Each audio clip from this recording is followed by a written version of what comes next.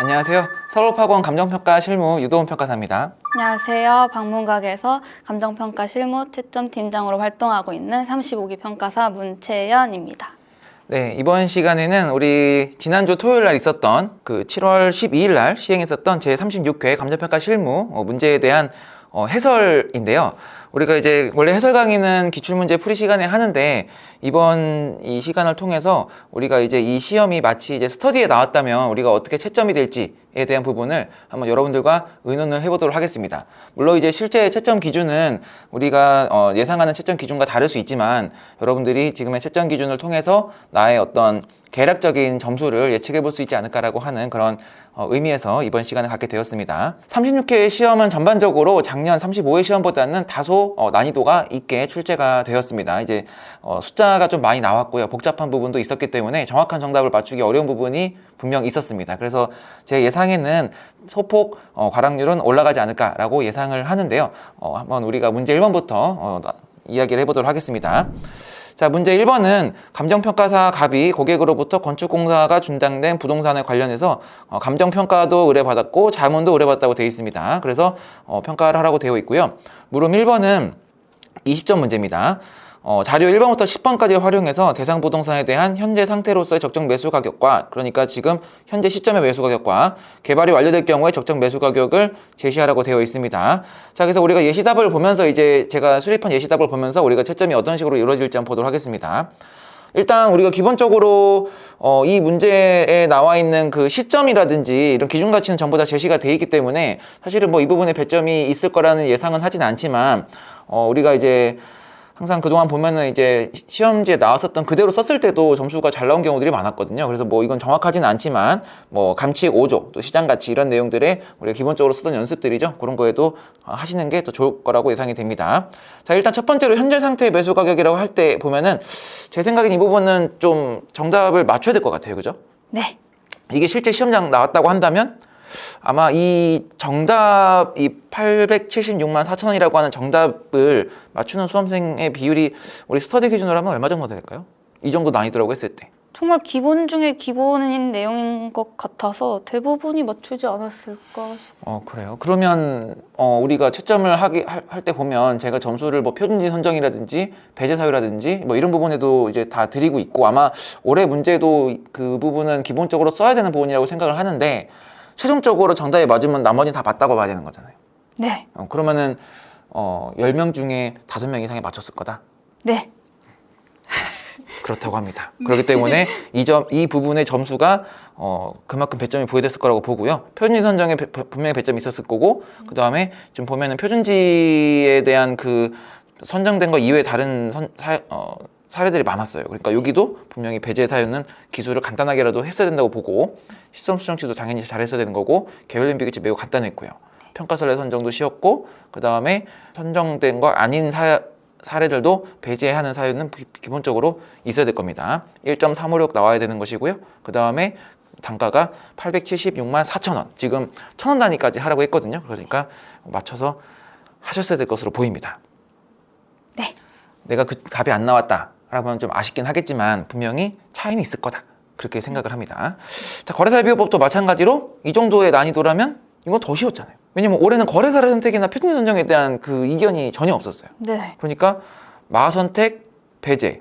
우리가 그동안 왜 배제하는지 막 신나게 얘기했던 미등기 이런 거 나오긴 나왔네요. 네. 그 다음에 856만 9천원 나와야 되는 거죠. 이것도 10명 봤다면 한 8명은 8명은 정답 맞출 거다. 네, 기본 강의를 듣고 시험에 들어가시는 수험생분들도 충분히 맞출 수 있었던 문제 그렇죠. 같습니다. 근데 이제 우리가 시험이라고 하는 그 압박감이 있으니까 또 100% 그러니까 우리가 이제 평소에 예상하던 그 스터디에서의 정답률에 비해서는 떨어질 거다. 저는 그렇게 보거든요. 그러니까 우리 스터디에서 이렇게 그 와서 아침 9시 반까지 와서 매일 그 시험을 보는 그 수험생들은 기본적으로 매우 열심히 하는 사람들이잖아요. 네, 그렇죠. 그러니까 그 사람들이 10명 중에 8명 맞췄다는 거랑 실제 그렇죠. 시험장에서의 그 비율은 차이가 클 거다 이렇게 예상은 합니다. 그러니까 혹시 내가 틀렸다고 하더라도 물론 좀 아쉽긴 하지만 너무 낙심하지 말아라. 네. 그렇게 조언을 드리고 싶습니다. 기본적으로 감칙 14조 의견 결정하는 거는 다 기본적인 어떤 배점이 들어가 있을 것으로 보이고요. 그다음에 우리가 이제 건축 중단 건축물에 대한 문제가 나왔는데 문제 자체의 어떤 해설은 그렇게 어렵지 않았었습니다만 기본적으로 이제 실무 기준이라든지 이런 어떤 우리 건축 중단 건축물에 대한 내용이 있으니까 저는 항상 여러분들에게 보수적인 답안은 어떤 기준이 있으면 그걸 써라라고 말씀을 드렸습니다. 그래서 이런 것들은 이 정도의 어떤 그 논점에 지엽적인 논점이 나왔다 이러면 실무 기준을 쓰는 사람은 얼마나 있을까요? 스터디에서 나왔을 때는 생각보다 스터디 참여하시는 분들은 생각보다 잘 써주셨던 것 같아서 어떤 기준이나 이런 거에 대해서 네, 스터디 참여하시는 분들처럼 생각을 한다면 한 30% 정도는 쓰지 않았을까? 네, 쓰려고 생각을 하셨을 것 같아요. 썼다는 거죠, 그러면. 근데 정확하게 기억이 잠깐 안 날 수도 있는 거죠. 그러니까 이게 시험이라고 하는 압박감이 있으니까 우리가 스터디보다는 아무래도 득점률이 떨어질 거다. 이건 좀 기본적인 어떤 그런 생각이거든요. 그래서 실무 기준을 일단 썼는지에 대한 부분하고 또 그 쓴 부분에 대한 어떤 정확도.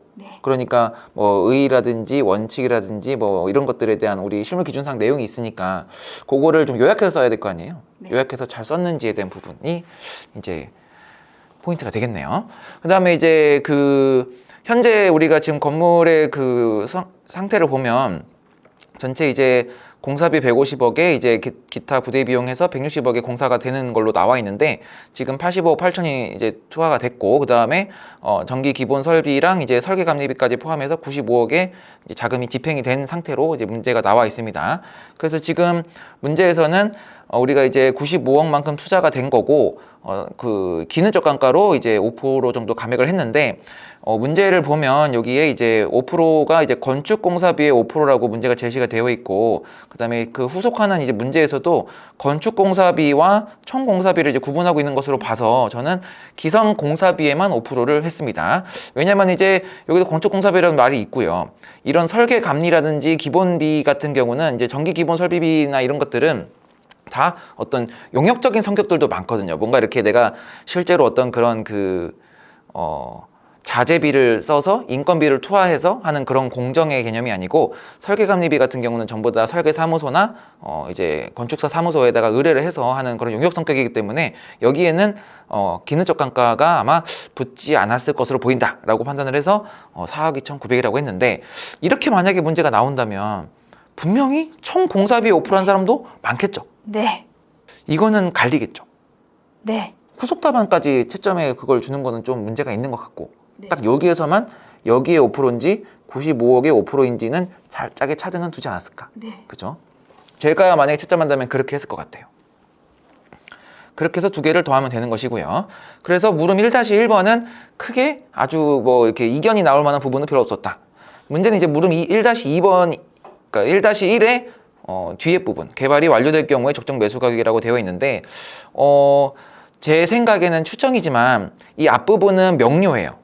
근데 뒷부분은 조금 명료하지 않은 부분이 있습니다. 어떻게 풀으라는 말이 없기 때문에 저는 개인적으로 이제 실무가 과목 특성상 이제 꽈락률이 있다 보니까 약간 명료한 부분에 점수를 조금 더 주고 명료하지 않은 부분 좀 덜 주는 경향이 좀 있었던 것 같아요. 그래서 뒷부분은 그렇게 그러니까 1대1의 비중으로 배점이 부여되지 않았을 수 있다라는 생각을 조심스럽게 합니다. 게다가 이제 수익 가격은 또 따로 나왔기 때문에 여기 10점이 따로 있기 때문에 이 부분에 대해서는 큰 배점이 없을 수도 있다라는 생각이 들고요. 상대적으로 풀이 방법은 다양하게 나올 수 있는데 저는 이 부분이 어떻게 보이냐면은 개발을 완료할 경우에 적정 매수 가격을 결정하라고 했고 지금 향후 개발 관련된 조사 자료를 2가지를 줬어요. 저는 거의 이 문제는 최효 이용 분석을 하라는 문제로 보입니다. 어떤 걸로 선택을 하고 거기에 따른 가액이 나올 것인지를. 그래서 저는 최효 이용 판정이라고 하는 목차를 달았고 그리고 이제 문제 여기저기를 보면은 이제 물리적인 부분, 법률적인 부분, 합리적인 부분에 문제가 없다라는 어떤 그런 내용들이 여기 전부 다 포진이 되어 있습니다. 그 내용들을 이제 우리가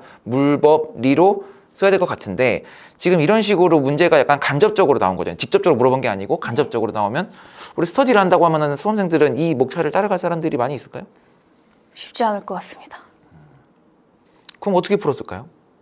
우선은 근데 자료에 정상적인 사용 승인을 득하는데도 문제가 없을 것으로 조사된 이 부분이 법적인 부분을 암시하는 게 너무 명확하게 보여서 그런 자료를 쓸 수 있을 만한 내용이 이제 뭐 최유효 이용도 있지만 뭐 조건부 평가도 될 수 있고 이런 식으로 약간 헷갈리셨을 것 같아요.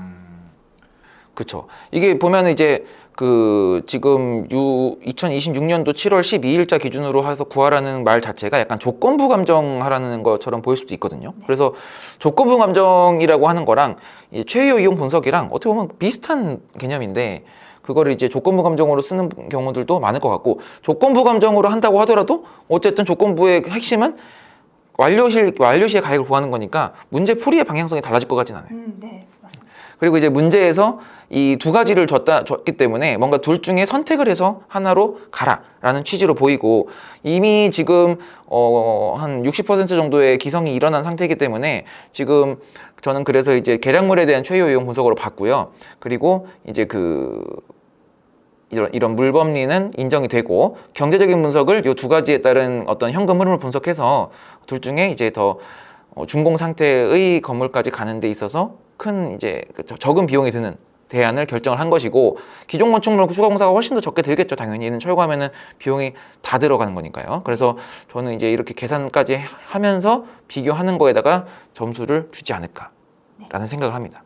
근데 이 부분은 이제 어떻게 채점 기준이 수립될지는 봐야 되는데 이렇게까지 작성을 한 경우도 있을 수가 있고 아니면은 뭐 기존 건축물 추가 공사 시에 뭐 건물가액, 철거 신축 공사 시에 건물가액을 그냥 단순하게 기술한 경우도 있을 수가 있을 것 같고요. 근데 저는 중요한 점은 최유효 이용 분석을 했냐에 대한 부분에 점수를 줄 것 같아요. 왜냐면 답안지가 엄청 다양할 것 같거든요, 여기는. 네. 그래서 저도 이 부분을 문제 풀 때 어떻게 풀어야 되는지 고민을 좀 많이 했거든요. 그렇다는 말은 수험생들은 더 막 썼다는 건데 이제 저는 그래서 이제 그 어떤 했냐 안 했냐의 점수 차이를 크게 두지 않을까. 라는 생각을 조심스럽게 합니다. 이 부분은 채점 기준을 수립하기가 상당히 좀 어려운 부분이긴 해요. 그렇게 해서 건축공사를 제기하는 것이 최효용이다 라고 판정을 했고요. 그렇게 하면은 토지는 그대로고 건물은 두 가지 금액을 합쳐서 아까 위에서 계산한 거랑 이제 같은 논점이 계속 연결되는 건데요. 이제 기술적 감가는 고려하지 않았고 아마 이 부분의 판단에 점수를 주는 거는 어렵지 않을 것 같고요. 채점할 때 수험생들은 안 쓸 수 있었겠지만 그리고 이제 그 나머지 금액을 다 더해서 이제 결정을 하는 과정까지 그렇게 아마 점수가 부여되지 않을까. 그래서 이 물음 1-1의 이제 그 두 번째 문제는 채점 방향성에 대해서 좀 큼직큼직하게 이루어지고 세부적인 부분들은 플러스 알파 점수가 있는 뭐 그 정도의 이제 채점이 이루어지지 않을까라고 조심스럽게 예측을 해봅니다. 이런 숫자 하나하나의 점수를 부여하기에는 이 문제의 어떤 난해도가 좀 있었던 부분이에요. 자, 물음 2번은 좀 명확했어요, 그죠? 네. 예, 이거는 뭐 10점에 100점인데 그냥 딱딱딱 해서 딱 나와야 되는 문제죠. 네. 이 정도라고 하면은 스터디에서 제 예상은 한 80% 이상 스터디 기준으로. 네. 맞췄을 것 같아요. 네. 더 될까?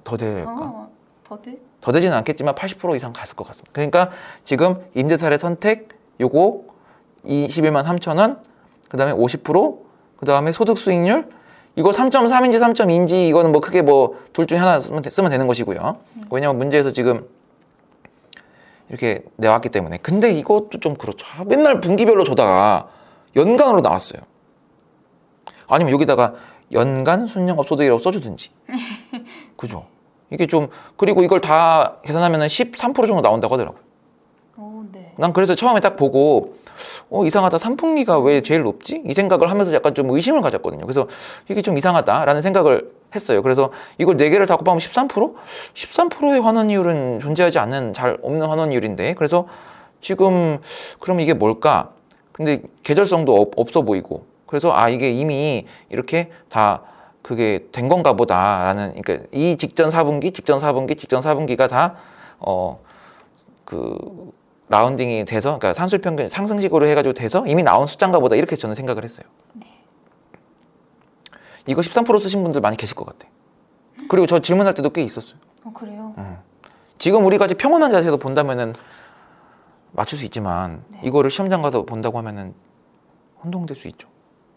그래서 그러게요. 그렇게 조금 더 고려를 해서 13%까지 쓰시는 분들도 계실 수 있을 것 같고 아니면 전혀 고려하지 않고 그냥 4개 그럼 평균해서 하겠다 하시는 분들도 있을 것 같고 네. 그게 좀 항상 우리 감정평가사 시험 문제를 보면 자료의 제시가 완벽하진 않다. 이 경비 비율도 저는 50%를 썼지만 50%가 아닌 다른 숫자 쓸 수도 있다. 즉 이렇게 4개를 평균하면 49%? 나올 수 있잖아요. 그죠? 그러면은 49% 쓰는 것도 막 가능할 수 있고. 그래서 그런 식으로 이제 이 부분은 채점이 어렵지 않기 때문에 그렇게 이제 50%, 49%, 그 다음에 3.2, 3.3, 그 다음에 혹시 이거 13%쓴 사람까지 해가지고 이렇게 케이스를 나눠서 채점을 하는 데 있어서 전혀 어려울 게 없을 거라 이렇게 생각이 듭니다. 그리고 이제 아마 3.2%, 3.3% 했다고 한다면은 이제 아마 위에서 계산한 금액과 크게 차이가 없는 것으로 아마 평가가 이루어지게 될 것이고요. 합리성 인정된다라고 이제 판단을 하시면 될 것 같습니다. 그리고 시장 동향에 대한 문제 1-3번인데요. 문제 1-3번이 약설 문제예요. 약설 문제. 그래서 저는 이제 문제 그 1-3번에 대해서는 크게 두 가지의 채점의 포인트가 있을 거라고 생각이 되는데요. 일단 주어진 자료에 따라서 향후 시장 동향을 기술하라고 되어 있어요. 그러니까 지금 문제에 나와 있는 전반적인 상황들을 전부 다 우리가 조목조목 따져서 그 중에서 향후의 시장 동향에 연결된 말들을 다 써줘야 될 것 같고요. 그게 이제 보면 전반적으로 이제 자본 회수에 대한 부분이 높을 거다. 왜냐하면 건물 가격 구성비가 높았기 때문에. 그 다음에 집가 상승은 둔화되고 있다. 경비율 증가하고 있다. 소득 수익률이 하락하고 있다. 그 다음에 공사비 증가하고 있다. 이런 것들이 전부 다 지금 최근에 부동산 시장에서의 어떤 그런 상황들을 이제 나타내는 거기 때문에 그런 부분에다가 그 다음에 우리가 논란이 되는 이 회계 분석. 갑자기 보면 이게 왜 나왔는지 싶죠. 이게 그래서 회계 분석 두 개가 나왔는데 첫 번째 거는 기각했대요. 그러니까 이제 그 추정 모형이 유의하지 않다. 그러니까 R스퀘어가 0.306 나오고 즉 업무 시설의 최근 5년간 임대 사례를 이용해서 순영업소득을 종속 변수와 다수의 설명 변수를 구축한 모형을 보니까 그러니까 이게 순영업소득을 내가 내기 위해서 다수의 이제 그 다중 회계 분석을 해보니 설명력 있는 자료들이 없었다라고 하는 걸 말하는 거기 때문에 이 자료는 굳이 왜 줬는지 어쨌든 의미가 없는 자료 같고요. 2번 같은 경우는 지금 임대료 변동률에 대한 건데 이걸 자료를 보시면은 이게 위에 해시 있는 게 이게 이제 추정치라는 말이거든요. 그래서 이제 T 시점에 임대료 변동률 추정치, 그 다음에 T-1은 해시 아니잖아요. 이거는 지금 현재 시점이니까 현재 시점의 임대료 변동률을 말하는 건데 임대료 변동률이 예를 들어서 올해 3%다라고 한다면은 그 다음 시점의 임대료는 이 수치를 따라간다는 거예요. 그러면 이게 3%라고 만약에 치면 조금씩 크진 않지만 조금씩 마이너스 된다는 거는 그 다음 연도 임대료 추정치는 줄어든다는 거죠. 그러니까 이 문제에서는 지금 전반적으로 이런 그 수익성이 악화되고 있는 상황을 보여준 거기 때문에 임대료가 하락하는 경향에 대한 부분은 기술을 반드시 해야 된다고 봅니다. 네. 그래서 이 기술 점수가 꽤 있을 거라고 보이고요. 그리고 문제를 보면 10점짜리 문제이긴 한데 수익성 지수, 내부 수익률, 효능가의 변화를 쓰라고 돼 있고 산식을 쓰라고 돼 있어요. 그러니까 우리가 평소에 배웠던 이런 산식들 이거를 써줘야 될 것 같아요. 그죠? 하나 써주고 그 다음에 이런 변수가 있으면은 결국 PI도 떨어지고 NPV 떨어지고 IRR도 이게 올라가고 얘가 줄어드니까 떨어지겠죠. 다 수익성이 떨어지는 걸로 나오거든요. 그렇죠. 그렇게 그런 어떤 그 변동되는 부분들을 기술을 해서 설명을 해야 될 것으로 보입니다. 거기에 10점이 있을 것 같아요. 점수를 이제 거기다가 이제 구조식을 썼는지 안 썼는지. 이렇게 쓰라고 하면은 이거 썼을까요? 아니요. 쉽지 않을 것 같아요. 그래서 산식을 외우고 있는 게 아니다 보니까. 아니 근데 산식이 어려운 건 아닌데 이거를 지금 이제 문제에서 구조식으로 쓰라고 했잖아요. 네. 그러면은 그러니까 다른데 아무런 말도 없이 구조식을 써라 라고 하면은 실무 문제에서 썼을까요? 쓰라고 했으니 쓰려고 노력은 하겠죠? 이런 식으로 막 영어를 썼다고? 그치만 요거를 떠올리기는 쉽지 않았을 것 같아요. 의미로는 잘 알고 계실 것 같은데 이걸 산식으로 구조식을 쓰는 게 조금 시간적으로도 조금 낭비가 될 수도 있을 것 같고. 근데 그래도 여기서 구조식을 쓰라고 문제는 우리가 이게 1번 문제인데 몇 번 읽어봤을 거 아니에요. 그렇죠. 그러면은 NPV, IRR, PI의 구조식을 활용해라. 산식, 게다가 산식이라고 딱 써놨어. 구조식이라고 해놓고 산식이라고 많이 써놨어요. 그러면은 좀 이제 이게 물음 1번, 2번 풀면서 크게 집중도가 흔들리지 않았다면은 아마 쓰려고 시도했을 거다. 저는 쓰는 거에 점수가 분명히 있을 거라고 봅니다. 그리고 이 시장 상황에 대한 설명을 하는 거에 대해서도요.